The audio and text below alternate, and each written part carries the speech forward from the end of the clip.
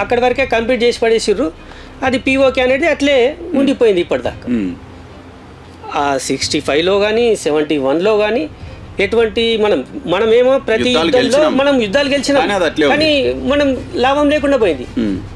అట్లా కాంగ్రెస్ వల్ల వీళ్ళు ఇందిరాగాంధీ గురించి గొప్పలు చెప్పుకున్నా, నెహ్రూ గురించి గొప్పలు చెప్పుకున్నా కూడా దానివల్ల ఫలితం వల్ల మనకు ఒనగురింది ఏందనేది చెప్పదు. ఈ ఇంచు భూమి కూడా మనం ఎక్స్ట్రా రాలేదు. అవును, అప్పుడు కూడా 4-5 వేల మంది సైనికులు చనిపోయారు, కోట్ల రూపాయల